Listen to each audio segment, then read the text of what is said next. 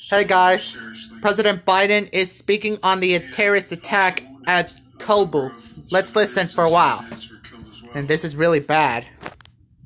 I've been engaged all day in constant contact with the military commanders here in Washington, the Pentagon, as well as in Afghanistan and Doha.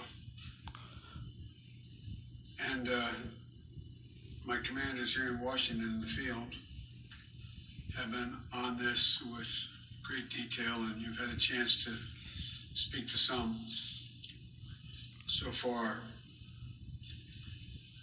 The situation on the ground is still evolving, and I'm constantly being updated. These American service members who gave their lives, it's an overused word, but it's totally appropriate here, were heroes. Heroes who've been engaged in a dangerous, selfless mission to save the lives of others. They're a part of an airlift, an evacuation effort unlike any seen in history, with more than 100,000 American citizens, American partners, Afghans who helped us, and others taken to safety in the last 11 days. Just in the last 12 hours or so, another 7,000 have gotten out. They're a part of the bravest, most capable, the most selfless military on the face of the earth. And they're part of simply what I call the backbone of America. They're the spine of America, the best the country has to offer.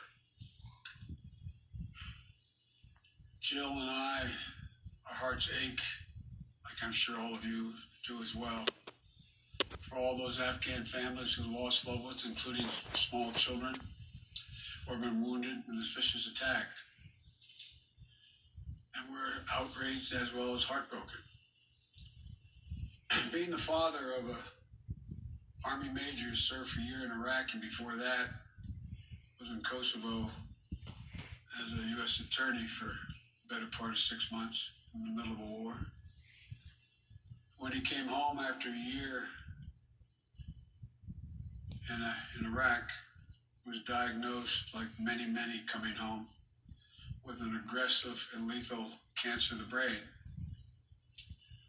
But we lost. We have some sense, like many of you do, what the families of these brave heroes are feeling today. You get this feeling like you're being sucked into a black hole in the middle of your chest. There's no way out. My heart aches for you. But I know this.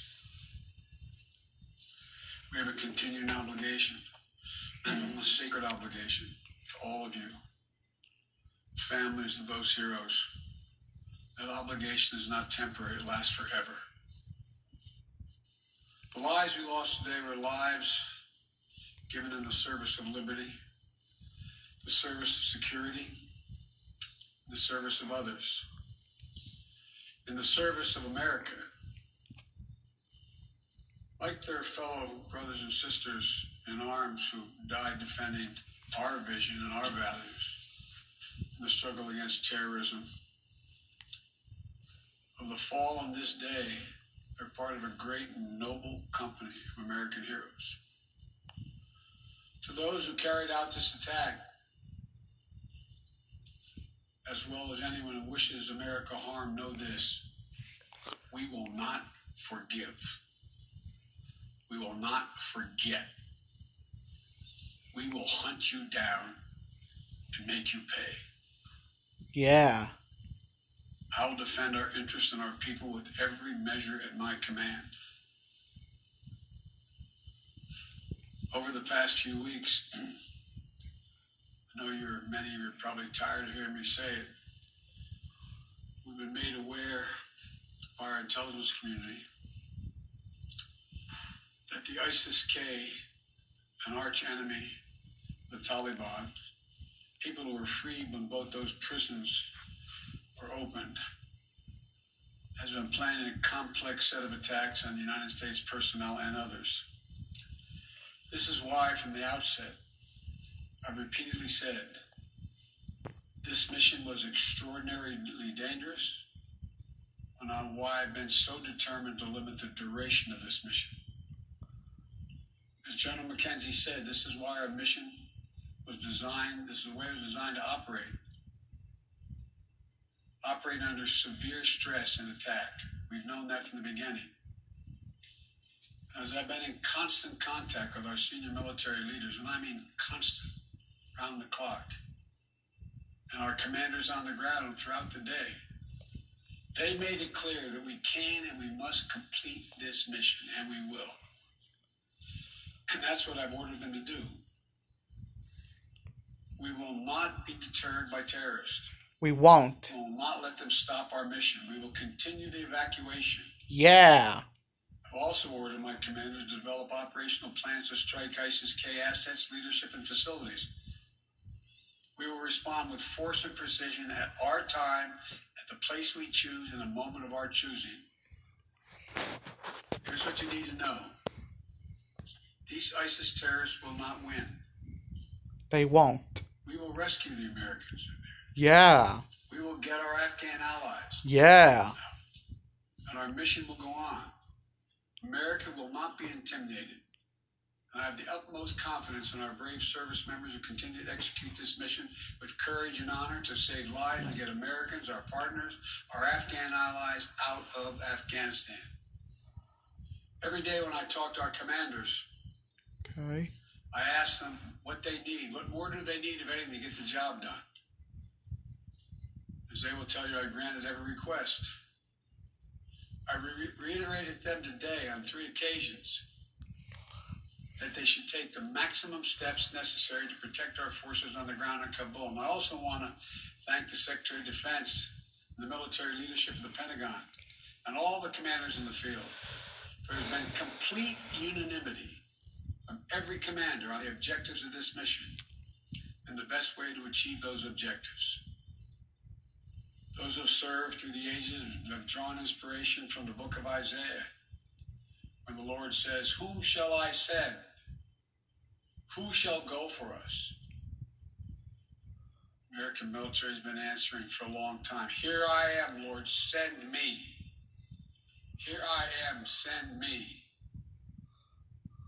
Each one of these women and men of our armed forces are the heirs of that tradition of sacrifice, of volunteering to go in harm's way, to risk everything, not for glory, not for profit, but to defend what we love and the people we love. And I ask that you join me now in a moment of silence for all those in uniform and out, uniform, military and civilian, who have given the last full measure of devotion.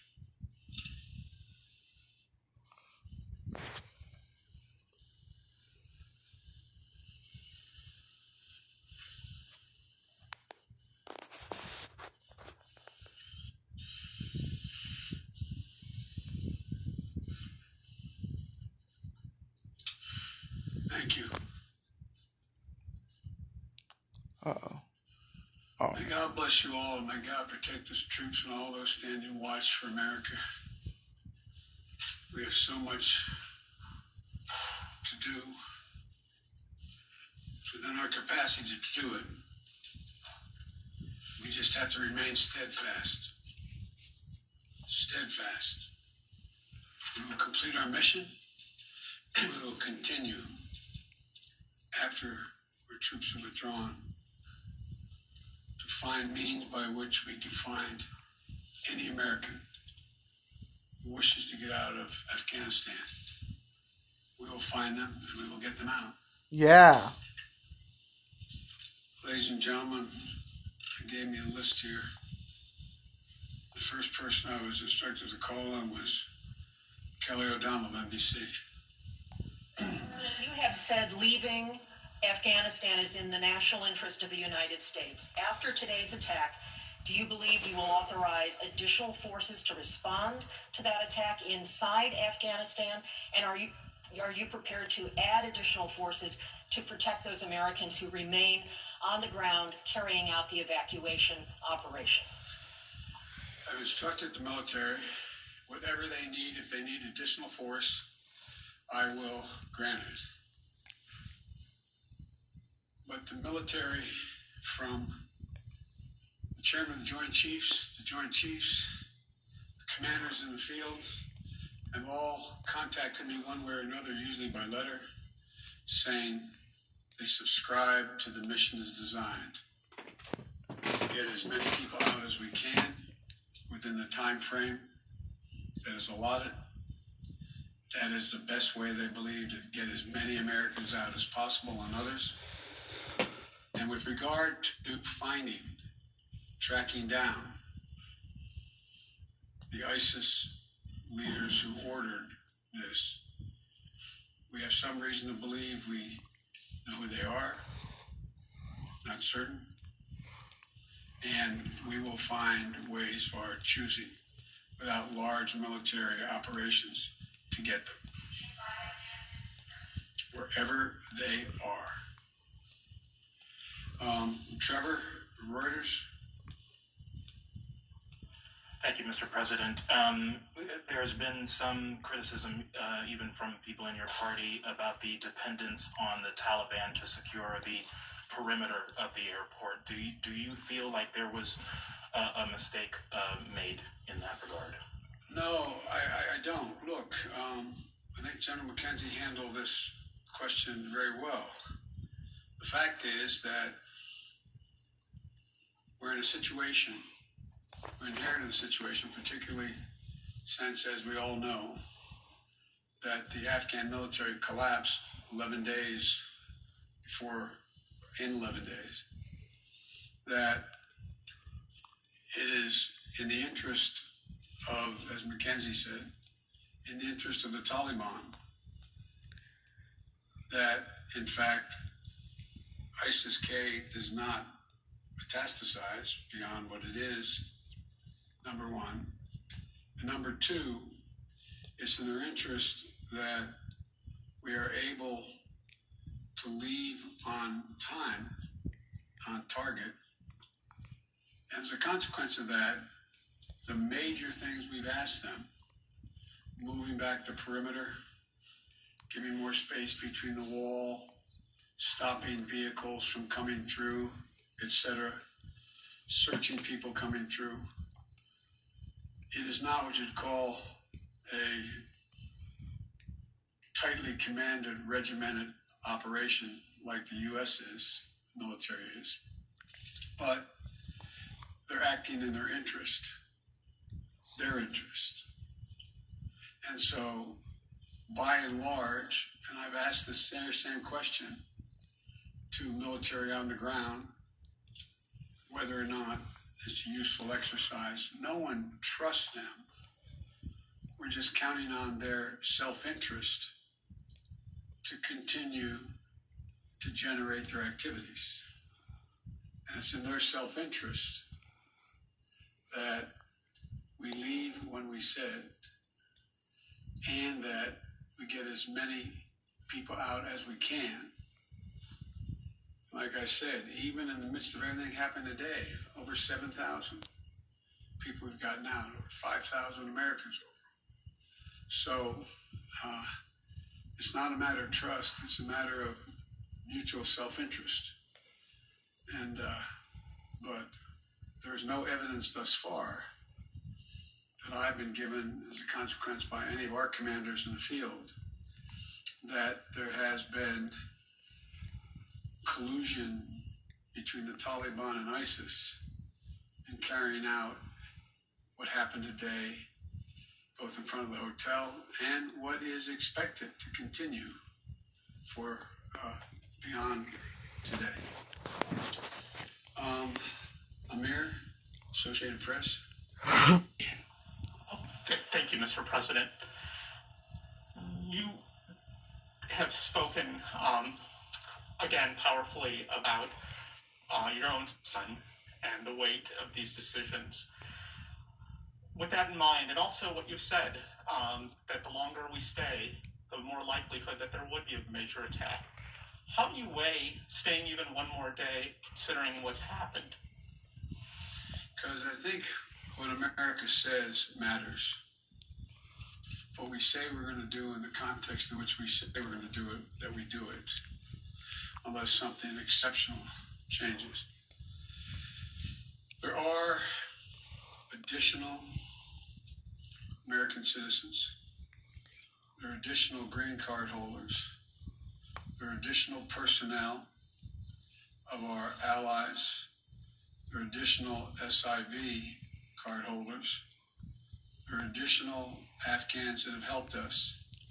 And there are additional groups of individuals that have contacted us, from women's groups to NGOs and others, who have expressly indicated they want to get out and have gathered in certain circumstances in groups, on buses and other means. That still presents the opportunity for the next several days between now and the 31st to be able to get them out.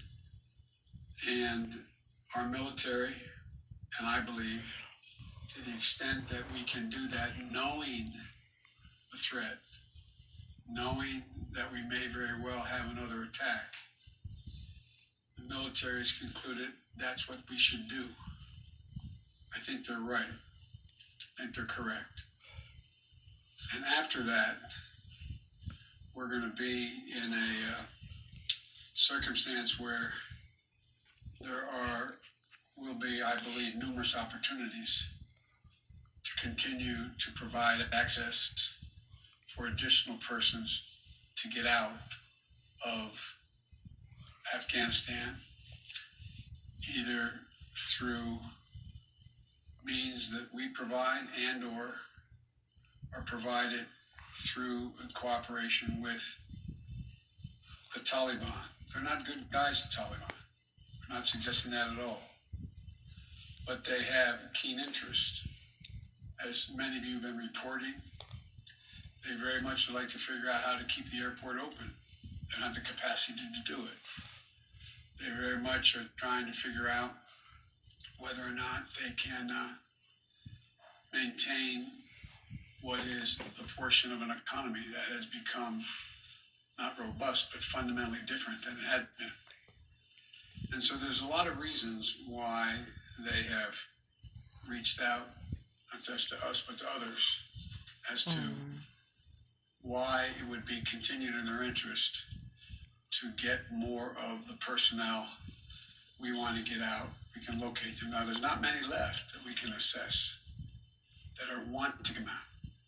There's some Americans we've identified and contacted, the vast majority of them, not all of them, who don't want to leave because they're dual nationals, they have extended families, etc. And there's others who are looking for the time. So that's why we continue. I'll take a few more questions, and but you, sir. I wanted to ask you, Okay. you say that what America says. You've just been listening in to President Biden addressing the terrorist attacks outside Kabul's airport early this morning. 2 explosions rocking 2 Guess that's it. right outside the airport. Alright, if you guys like this video, please make sure you subscribe and drop a like how'd you love this video. And comment below how'd you like this. Alright? And make sure you also follow me on Twitter. And how'd you think to President Biden's address and his press conference on Airport Kabul. See you soon, everyone. And I'm still taking a break.